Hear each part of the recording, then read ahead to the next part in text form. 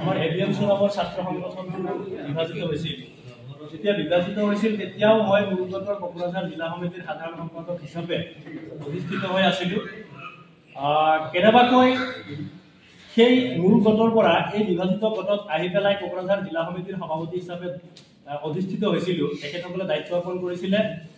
তো আমি যিটো আশা আকাংক্ষা লৈ এই বিভাজিত গোটত আহিছিলোঁ বা বিভাজিত গোটৰ কোকৰাঝাৰ জিলা সমিতিৰ সভাপতি পদত মই অধিষ্ঠিত হৈছিলোঁ, বৰ্তমান আমি যি দেখা আছোঁ সেই আকাংক্ষাৰ মাজত সম্পূৰ্ণ তেখেতসকলে চেঁচা পানী ঢালি দিছে। আৰু যিটো আমি সপোন লৈ আহিছিলোঁ সেই সপোন কেতিয়াও বাস্তৱায়িত নহ'ব বুলি ইতিমধ্যে আমি অনুমান কৰিব পাৰিছোঁ।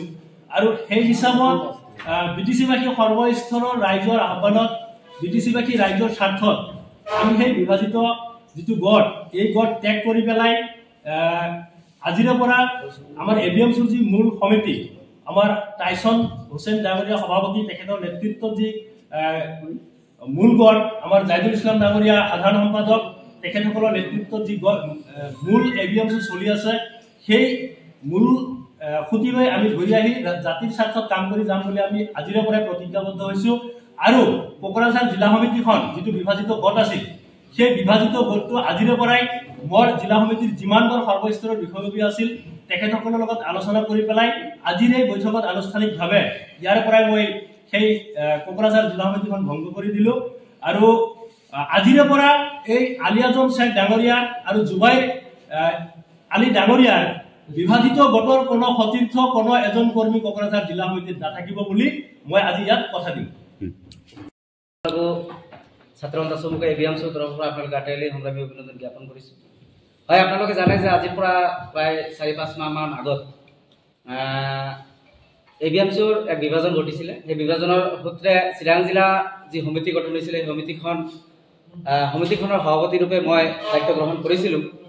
তো আমাৰ মাজত যি ভুল বুজাবুজি আছিলে ইতিমধ্যেই বিভিন্নজনৰ আহ্বানত, আমাৰ ফাউণ্ডাৰসকলৰ আহ্বানত, আমাৰ উপদেষ্টা মণ্ডলীৰ আহ্বানত আমি ইতিমধ্যে বস্তুখিনি ভালকৈ বুজিবলৈ পালোঁ যে ঐক্যতাৰ বাহিৰে আমাৰ জাতীয় সমস্যাখিনি সমাধান হোৱা অসম্ভৱ হৈ পৰিছে। গতিকে জাতীয় বৃহত্তৰ স্বাৰ্থৰ প্ৰতি লক্ষ্য ৰাখি আমি সকলোৱে মিলি হাতে হাত ধৰি আগন্তুক দিনত কাম কৰাৰ ইচ্ছা নিশ্চয়কৈ আজি সভাৰ জৰিয়তে কৰিছোঁ। আৰু সেই মৰ্মে যি 3-4 মাহমান আগত যি বিভক্ত যি গোট চিৰাং জিলা সমিতিখন গঠিলে, আজিৰ এই মুকলি সভাৰ বা আপোনালোকে সংবাদ মাধ্যমৰ জৰিয়তে সেই সমিতিখন ভংগ বুলি ঘোষণা কৰিছোঁ। আজিৰ পৰা চিৰাং জিলা সমিতিখনত বিভক্ত কোনো গোট নাই বুলি মই আজি স্পষ্ট কৰি দিব বিচাৰিছোঁ। লগতে যি অধিৱেশনৰ জৰিয়তে এই চিৰাং জিলা সমিতিখন গঠন হৈছিলে জাতুৱাৰ ৰহমান আৰু মুছাৰফ আলী ডাঙৰীয়া, তেখেতৰ নেতৃত্বত আমাৰ জিলা সমিতিৰ যিমানবোৰ সতীৰ্থ আছিলে, যি পদত সকলে সিহঁতে কাম কৰি আছিলে, আজিৰ পৰা নিশ্চয়কৈ হাতে হাত মিলি একত্ৰিতভাৱে কাম কৰি যাব। আৰু কেন্দ্ৰীয় সমিতিৰ সন্মানীয় সভাপতি টাইছন হুছেইন ডাঙৰীয়া, সম্পাদক জাইদুল শ্বেখ ডাঙৰীয়াৰ নেতৃত্বত আজিৰে পৰা অধিক শক্তিশালীভাৱে আগন্তুক দিনত এবিএমচি আৰু শক্তিশালীভাৱে বিটিচি অঞ্চলত কাম কৰি যাব। জাতীয় স্বাৰ্থত আমি একলগতে আমাৰ জাতীয় সংগ্ৰামখন আগবঢ়াই লৈ যাম বুলি আমি ঐক্যবদ্ধ।